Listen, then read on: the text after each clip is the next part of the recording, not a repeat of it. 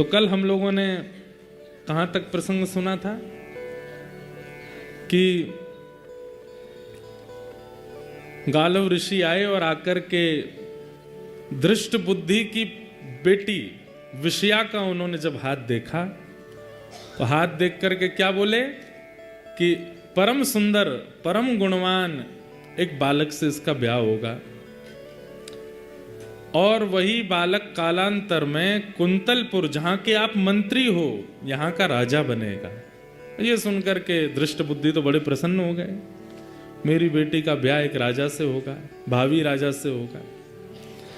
परंतु गालव ऋषि जब बाहर निकले तो बाहर देखा कुछ बालक खेल रहे थे और उन्हीं में जब दृष्टि पड़ी चंद्रहास जी के ऊपर, ये बालक कौन है? बोले दासी का पुत्र है, इधर बुला। पास बुलाया, माथे की रेखा देखी, सिर पर हाथ रख के बोले भविष्य में कालांतर में तुम ही कुंतलपुर के राजा बनोगे। सुन करके दृष्ट बुद्धि बोला ये दासी पुत्र राजा बनेगा? बोले हंसो मत, तुम्हारी बेटी का वर्ण भी यही करेगा, यही तुम्हारी बेटी का पति होगा। ऐसा कहकर के गालव ऋषि तो चले गए, लेकिन दृष्ट बुद्धि के मन में आ गया ये मैं होने नहीं दूंगा। मंत्री हूं, राजा नहीं हूं, मंत्री हूं, लेकिन इतनी गरिमा महिमा तो जानता हूं कि अपने पुत्र पुत्री का विवाह मुझे कहां करना है, किससे करना है। ये चलते फिरते फकीर संत कुछ भी बोल जाते हैं, इनकी बातों में कोई सत्यता होती है? अरे मंत्री हूं, राजा से ज्यादा मेरी चलती है। राजा तो सिंहासन पर बैठता है, पर नीचे क्या हो रहा है सब मेरे हाथ में है, मैं देखता हूं। कैसे ये संभव नहीं होगा? और सज्जनता और दुर्जनता की भिड़ंत हुई। परम सज्जन श्री चंद्रहास जी महाराज और परम दुर्जन कौन? दृष्ट बुद्धि। उनकी सुंदरता देखकर के विषया तो तभी मोहित हो गई थी। और सबसे बड़ी बात कि सुंदरता चेहरे में नहीं है, हृदय में है, क्योंकि हृदय में ठाकुर जी हैं। और वही हृदय की सुंदरता, जिसके चित्त में ठाकुर जी होते हैं, उसकी सुंदरता अलग होती है। एक बात सुनिएगा, सुंदर व्यक्ति को देख करके चित्त में काम उत्पन्न होता है, सुंदर व्यक्ति को देख करके चित्त में भोग उत्पन्न होता है, विलास उत्पन्न होता है, तो वो व्यक्ति सुंदर है। लेकिन किसी की सुंदरता देख करके श्री जी प्रकट होती हैं, ठाकुर जी प्रकट होते हैं, वृंदावन प्रकट होता है, व्रज का स्मरण होता है, तो समझ जाओ परम भक्त है। चंद्रहास जी के रूप को देख करके विषया के चित्त में पता नहीं कैसी प्रीति ठाकुर जी के प्रति जागृत होने लगी। और ठाकुर जी के प्रति प्रकट होने वाली उस, जय हो भैया, कौन को फोन बज रहा हो इतनी जोर से, ऐसी प्रसन्नता, अब मन बना लिया कि चाहे जो हो ब्याह तो इसी से करूंगी, बड़ा हो जाए। लेकिन दृष्ट बुद्धि ने मन बना लिया कि इसको नष्ट करना है। सैनिकों को बुलाया, बोले एक काम करना है तुम्हें मेरा। बोले क्या? वृक्षों के नीचे एक बालक घूमता रहता है। बोले हाँ, उसको पकड़ करके ले जाना है और दूर वन में ले जा करके, इतना दूर ले जाना कि खबर भी ना पड़े, दूर वन में ले जाके उसका वध कर दो। और प्रमाण देने के लिए मुझे उसका कोई एक अंग अपने साथ लेकर के आना, जिससे ये प्रमाणित हो जाए कि तुमने उसे मार दिया। सैनिकों ने पूछा महाराज जी उस बालक का अपराध क्या है? बोले अच्छा खबरदार, तुम्हारी हिम्मत क्यों होती है पूछने की? मैं मंत्री हूं, मुझे पता है उसका अपराध क्या है। तुम्हारा ये काम नहीं है कि तुम ये पूछो मुझसे कि उसका अपराध क्या है। उसका जो भी अपराध है मुझे पता है। तुम केवल जितना मैं कहता हूं उतना करो। उस बालक को लेकर के जाओ, कोई देखने ना पाए। बधिकों ने कहा महाराज जी हम कहीं गए, हमारे रूप आदि को देख के हमने उसको उठाया, वो चिल्लाया, गांव के लोग आ गए तो बोले रूप बदल के जाओ। बोले क्या रूप बना के जाएं? बोले गले में माला पहन जाओ, धोती पहन जाओ, ऊपर स्वाफा बांध लो, गले में एक झोला टांग लो, संतों का वेश बना लो। और सीताराम सीताराम चिल्लाते हुए जाना।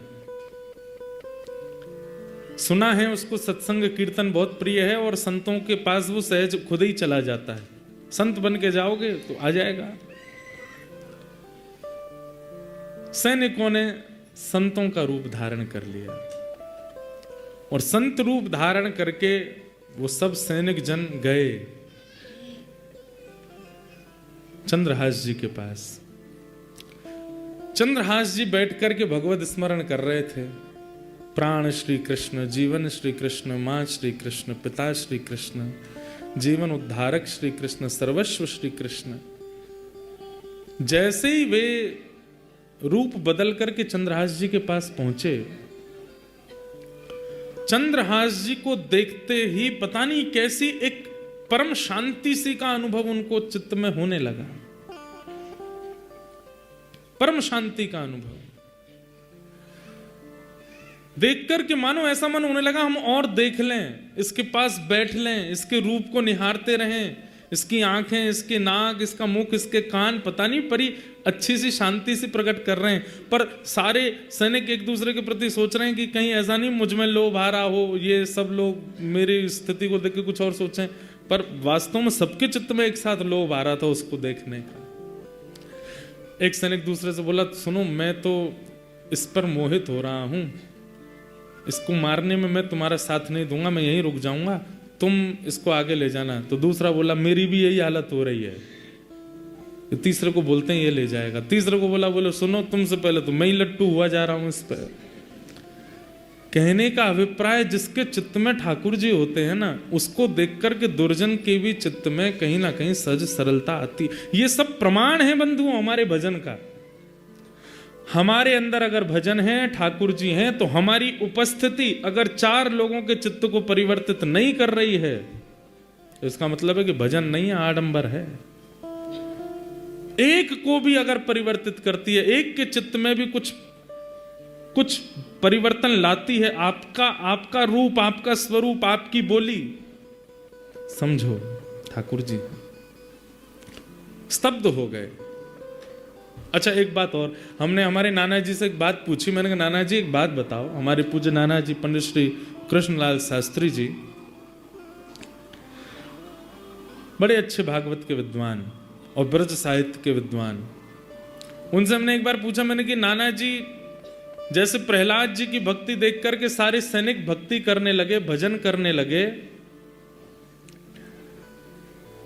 हिरण्यकश्यप ने देखा उसके अंदर क्यों कुछ नहीं हुआ? सबके चित्त में हो रहा था तो हिरण्यकश्यप में वही प्रश्न यहां भी उठता है।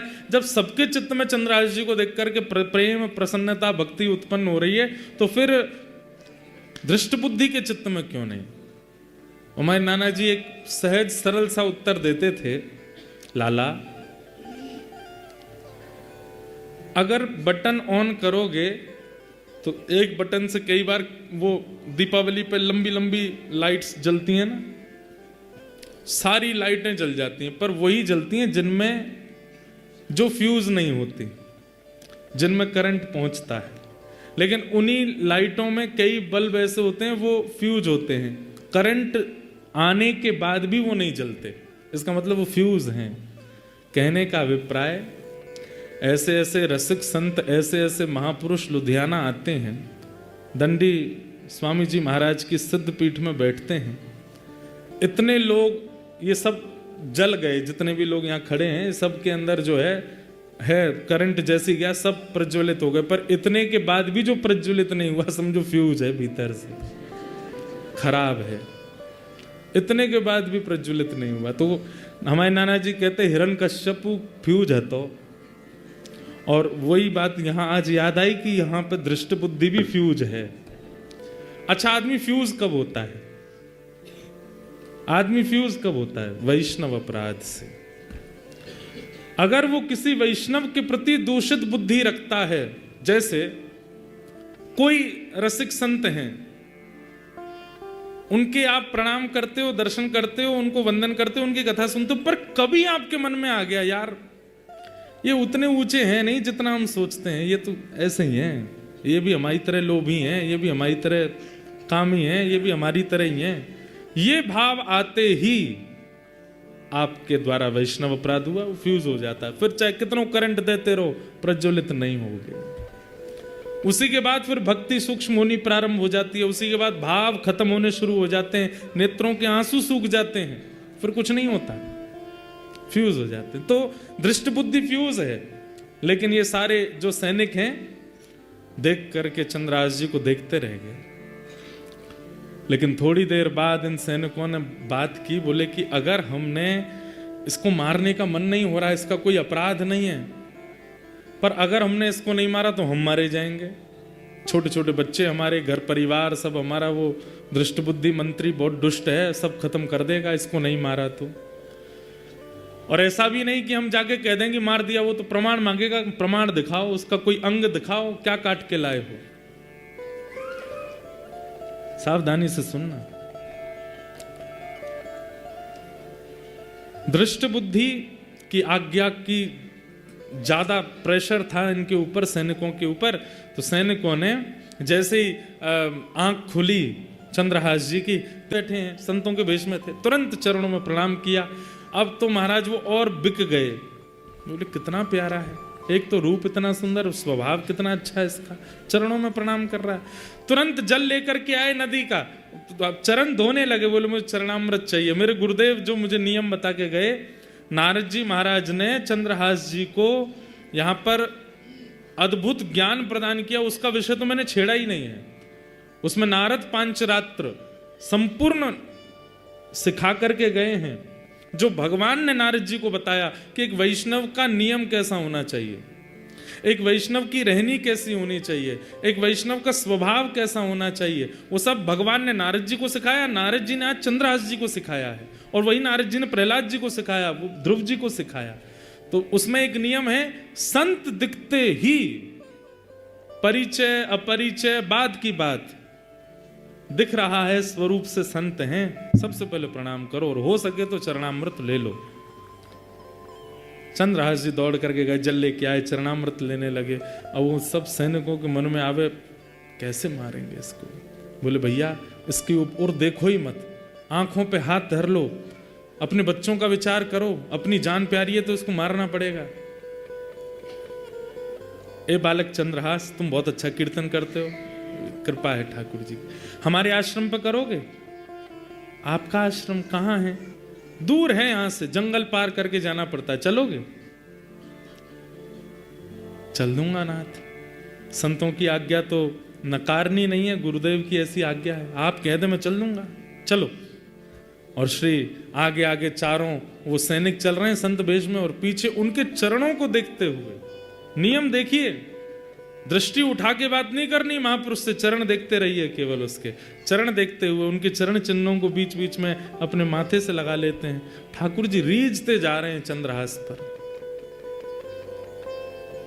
ले गए घनघोर जंगल में, कोसों दूर उस नगर से।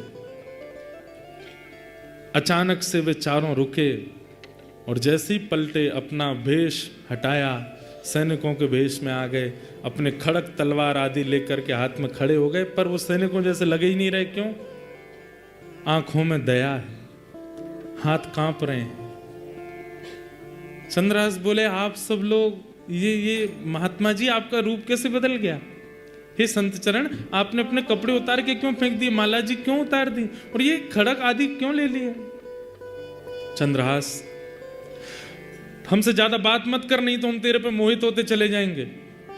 तुझे मारने के लिए आए हैं हम, और तुझे मारेंगे। चंद्रहास बालक बोला, पर क्यों? मेरा अपराध क्या? मैंने क्या गलती की? मैंने राजकोष का कुछ चुरा लिया? मैंने किसी के साथ कुछ अपराध किया? मेरे द्वारा किसी को कुछ बुरा लगा? मैंने क्या गलत किया? आप मुझे क्यों मारना चाहते हैं? और मुझे जीने की कोई बहुत इच्छा नहीं, पर अभी तो मेरा जीवन प्रारंभ हुआ। माता पिता बचपन में चले गए, धाई माँ भी छोड़ के चली गई, नगर बदल गए, सब कुछ मैं आपको कहाँ तक बताऊं। जैसे तैसे गुरु कृपा से मुझे गुरुदेव मिले, अब उस नियम पथ पे चल रहा हूं, ताकि एक दिन श्याम सुंदर मुझको मिलेंगे, मेरे कृष्ण मुझको मिलेंगे, उनसे पहले आप मेरा वध कर दोगे। कम से कम ये बता दीजिए मेरा अपराध क्या। बताने की अनुमति नहीं है, बस तुमको मारना है। और हमसे ज्यादा बात मत करो, तुम जल्दी आओ, सिर अपना नीचे करो, मुख मत दिखाओ, हमें काटने दो तुम्हारा सर।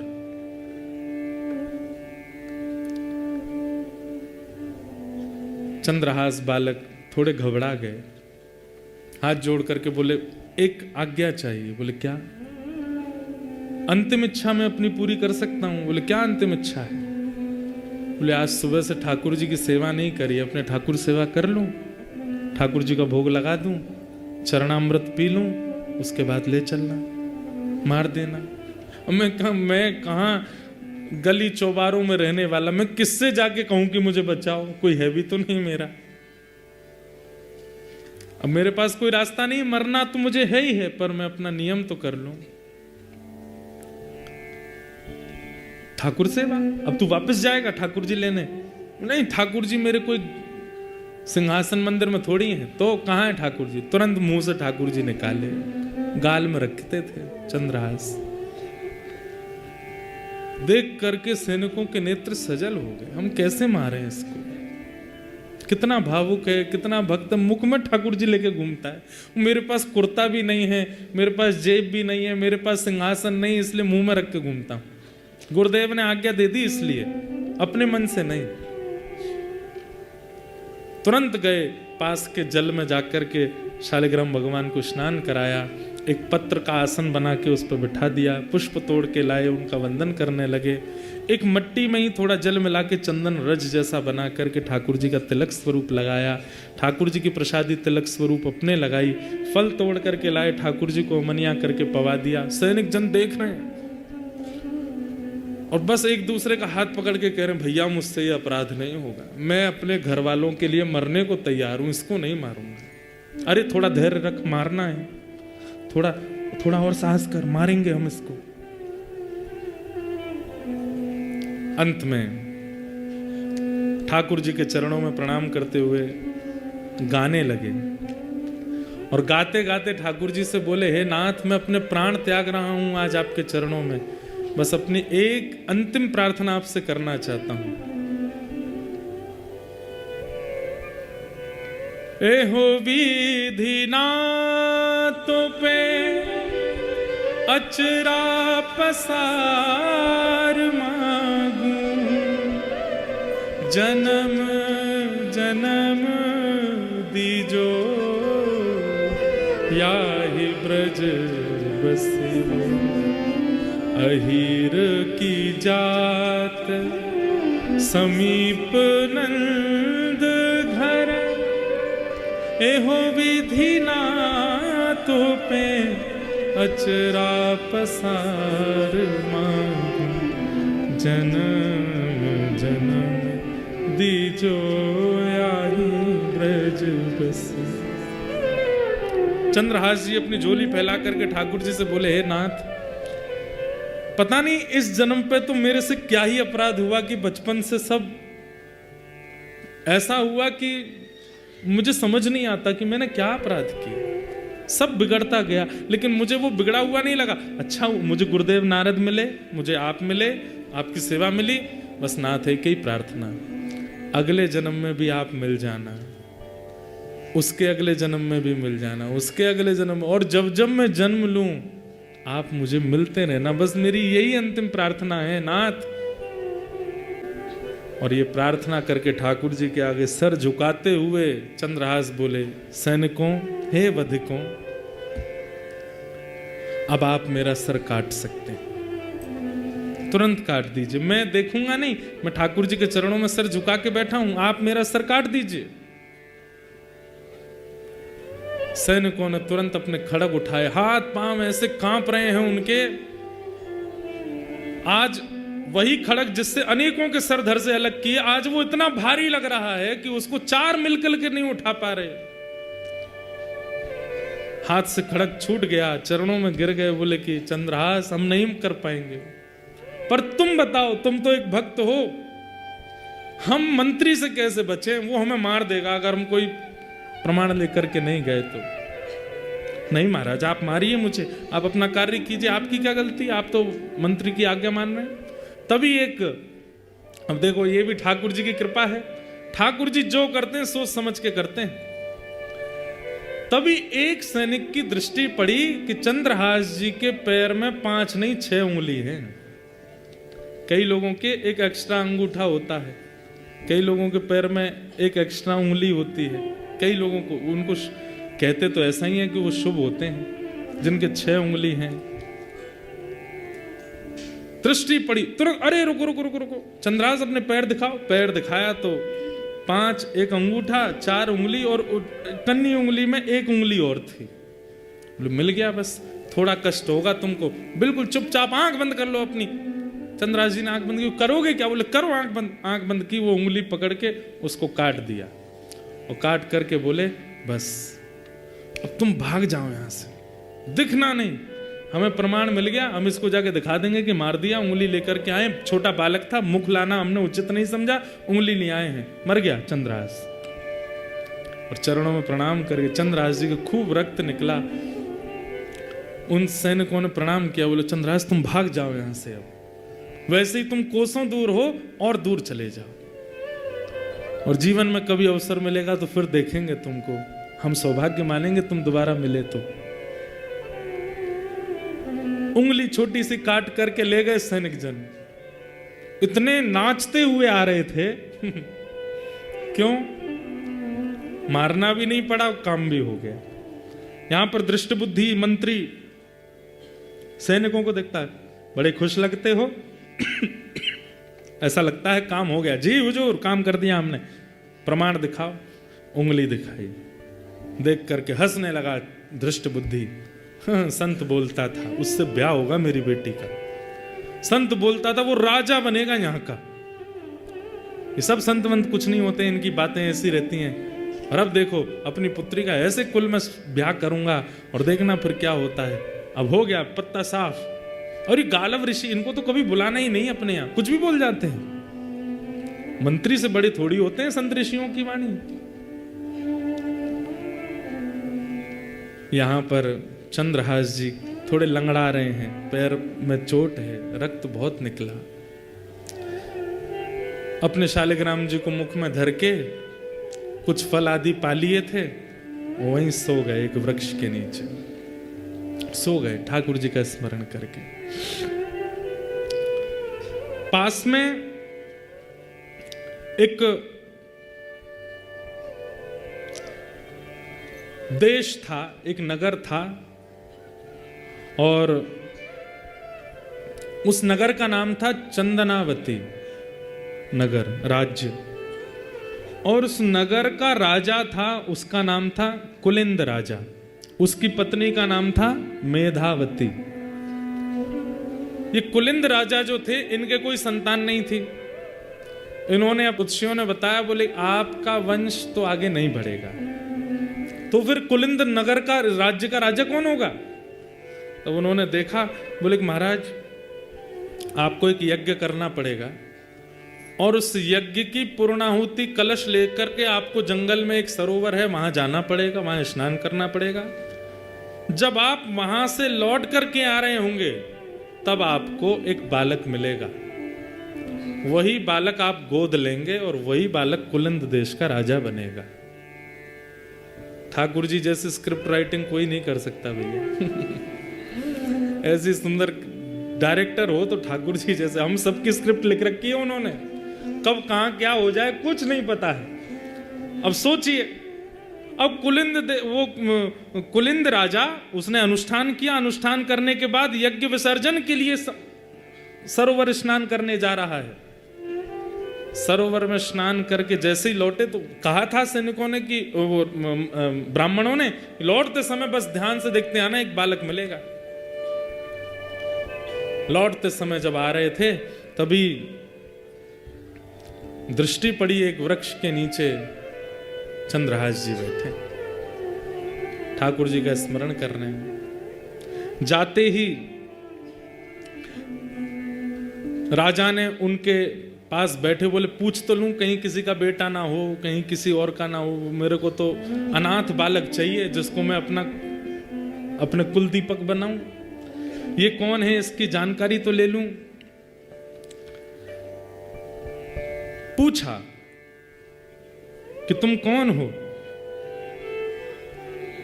तुम्हारा नाम क्या है? तो कितना सुंदर शब्द है। चंद्रहास जी कहते हैं, मात पिता सब कृष्ण है,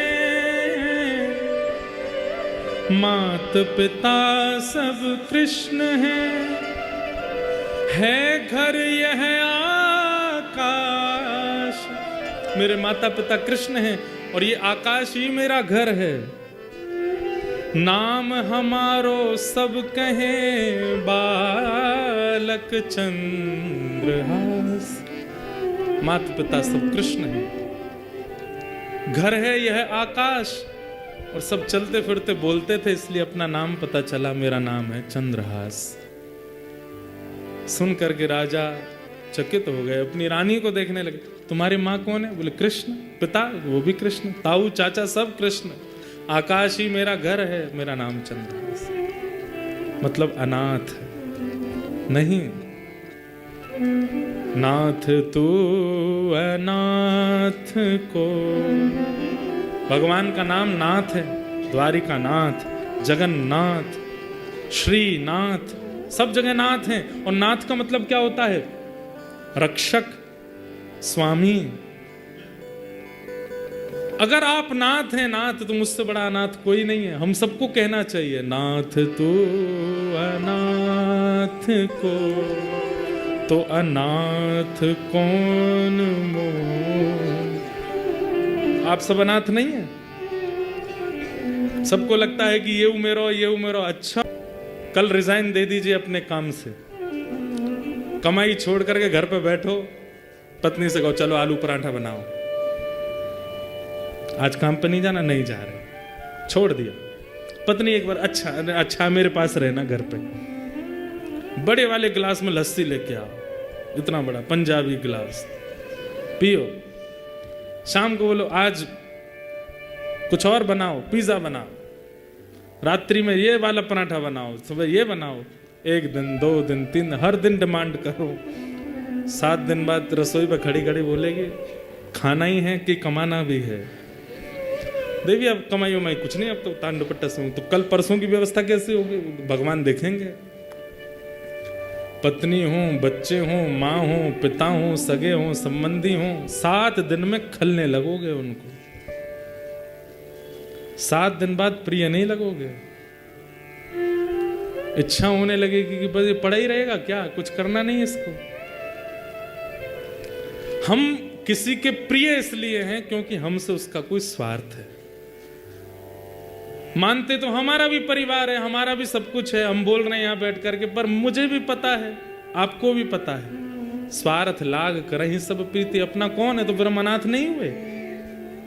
एकमात्र ठाकुर जी ऐसे जिनका हमसे कोई काम नहीं बनने वाला, फिर भी हमारे लिए बैठे। वास्तविक नाथ तो वही है। भोग मत लगाओ ठाकुर जी का, फिर भी बैठे रहेंगे आपके घर पे। वस्त्र मत बदलो ठाकुर जी के, फिर भी बैठे रहेंगे। इत्र मत लगाओ, फिर भी बैठे रहेंगे। आरती मत करो, फिर भी बैठे रहेंगे। करोड़पति हो जाओ, फिर भी बैठे रहेंगे। खाकपति हो जाओ तो भी कह देंगे कोई बात ना, मुंह तो कोने में धर के लई चल संग में। कोई तेरा साथ छोड़ दे, मैं ना छोड़ूंगा, मैं तेरे संग ही रहूंगा। तो रोड पर रहे, कुटिया में रहे, कोई यहाँ किराए पर रहे या महल में रहे, एक बार ठाकुर जी आ गए, अंतिम श्वास तक नहीं छोड़ेंगे। सबसे बढ़िया संबंधी ठाकुर जी हैं, अंतिम दिन तक साथ रहते हैं। तो हम वास्तव में नाथ कौन है? वही नाथ है। नाथ तू अनाथ को, अनाथ कौन मोसो। जो त्यों तुलसी कृपाल, चरण शरण चेरो। मुंह समान आरत नहीं, आरत हर तो सो। तू दयालु दीन हो, तू दानी हो भिकारी हो, प्रसिद्ध पात की तू पाप पुंज हारी। ठाकुर जी कितना कहां क्या किसका सोच के बैठे हैं, कुछ नहीं पता है। चंद्रहास जी महाराज को पिताजी मिल गए, माताजी मिल गए, लेकिन देखिए कितनी अद्भुतता। मैं तो चरित्र सुन के इतना आनंदित हुआ हूं, पढ़ करके इतना सुख मिला कि आपको सुनाने में मुझे बहुत प्रसन्नता हो रही है। चंद्रहास जी से आज्ञा ले रहे हैं राजा रानी। देखो हमारे कोई संतान नहीं है, हम पास के चंदनावती देश के राजा हैं और हमको एक ब्राह्मणों ने कहा था कि हमको एक बालक मिलेगा मार्ग में, अनाथ बालक, उसको हम अपना बालक बना, उसी को हम अपनी राज्य का राजा बनाएंगे, उसी को अपना उत्तराधिकारी बनाएंगे। तुम हमारे पुत्र बन सकते हो, हम दोनों को अपने माता पिता रूप में स्वीकार करोगे?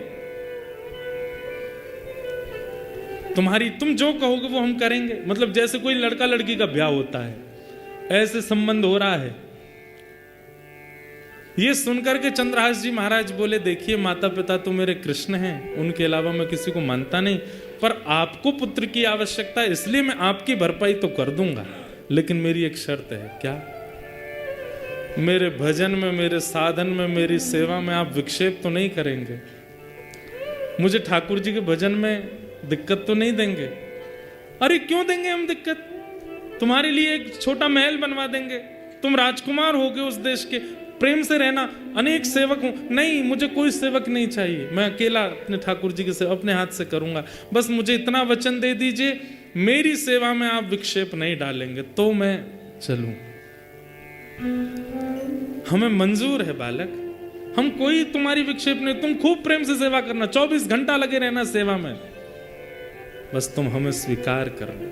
ठीक है, अगर आप मेरी भक्ति में बाधक नहीं बनेंगे तो मैं पुनः कह दूं, माता पिता तो मेरे कृष्ण हैं, पर आपका पुत्र मैं बन जाता हूं। और श्री चंद्रहास जी ने उस राजा, कुलिंद राजा को अपने आप को पुत्र रूप में प्रदान कर दिया कि आप मुझे ले चलो। सिंहासन पर बैठे महाराज, पुष्प वर्षा हो रही है, लाखों की तादाद में पूरा चंदनावती नगर देख रहा है, हमारा राजकुमार आ रहा है बैठ करके, और रथ में बैठ करके श्री चंद्रहास जी पधारे। ये ठाकुर जी की लीला है भैया, कहां क्या करें, बस उन पर भरोसा रखो। हम लोग कैसे हैं पता है? बीमार हो गए, 7 दिन दवाई से ठीक नहीं हो रहे, अब क्या करें? ऊपर का कोई चक्कर है हमारे ऊपर, यहाँ पर ये कर आओ, वहां पर वो कर आओ, उधर से वो कर आओ, उधर से वो कर आओ, यहां से ऐसे। ठाकुर जी पे भरोसा क्यों नहीं रखते हैं? ठाकुर जी का चक्कर क्यों नहीं है आपके ऊपर? ये दूसरों का ही चक्कर क्यों है हमारे ऊपर? प्रहलाद जी महाराज कहते हैं, कृष्ण ग्रह ग्रहितात्मा नवेद जगदीश्वर। जब अनेक प्रहलाद जी, तब हिरण्यकश्यप ने पूछा, तूने कोई टोना किया है क्या? कोई टोटका है क्या? ये कोई प्रेत तेरी रक्षा कर रहा है क्या? बोले पिताजी ऐसा मत कहो, कोई प्रेत नहीं है, कोई टोना टोटका नहीं है, ना तो मेरा राहु बलवान, ना मेरा केतु बलवान, ना मेरा गुरु बलवान।